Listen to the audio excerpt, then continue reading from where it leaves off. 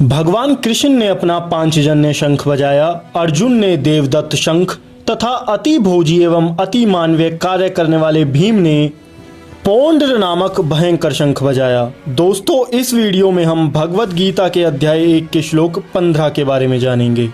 जब कौरवों की तरफ से शंखनाद हो गया, तब पांडवों में से श्री कृष्ण तथा अर्जुन ने अपने अपने शंख बजाए।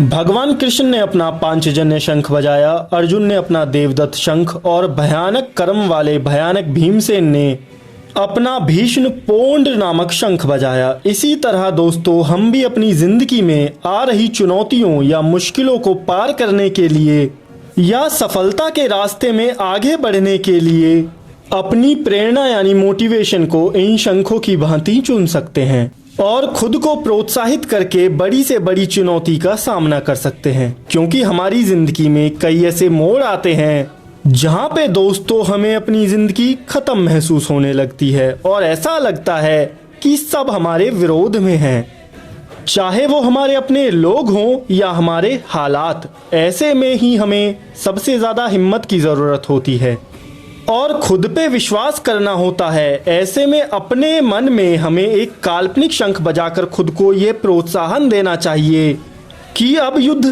कैसा भी हो, कितनी भी मुश्किलें आए, मैं अब इस युद्ध को जीत लूंगा। और दोस्तों, इस श्लोक में भगवान कृष्ण को हर्षिकेश कहा गया है क्योंकि वे ही समस्त इंद्रियों के स्वामी हैं। सारे जीव उनके भिन्न अंश हैं, अतः जीवों की इंद्रियां भी उनकी ही इंद्रियों के अंश हैं।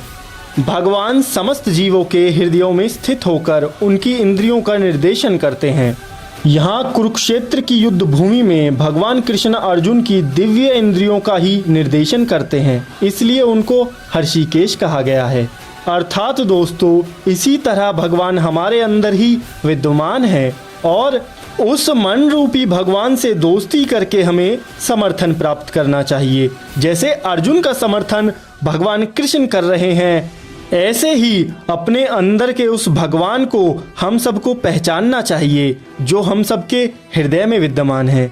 क्योंकि यदि हमारी उस भगवान से दोस्ती हो गई तो जिंदगी में बड़े से बड़ा युद्ध हम आसानी से जीत जाएंगे, चाहे सामने कितनी ही बड़ी समस्या क्यों ना हो। आप इसको कुरुक्षेत्र युद्ध भूमि में देखकर ही अनुमान लगा सकते हैं कि भगवान कृष्ण अर्जुन के साथ थे तो कौरवों की इतनी बड़ी और महान सेना भी अर्जुन का बाल बाका ना कर सकी। इसलिए दोस्तों, इस श्लोक से हमें यह सीखना चाहिए कि हमें भी अपनी जिंदगी में शंख को मोटिवेशन के तौर पर बजाना चाहिए। जब मन हताश हो या जिंदगी में मुश्किलें महसूस हों तो अपने हृदय में छुपे भगवान से दोस्ती करनी चाहिए और अर्जुन की भांति जिंदगी में हर समस्या से निकलने के लिए भगवान से समर्थन प्राप्त करना चाहिए। मैं आशा करता हूँ कि आप लोगों को यह वीडियो अच्छी लगी होगी।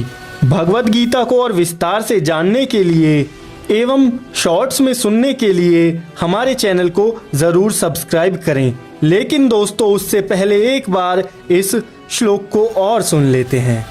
पांचजन्यम हर्षिकेशो देवदत्तम धनंजय पौंड्र दद्मो महाशंखम भीमकर्मा वृकोधरा। हरे कृष्णा।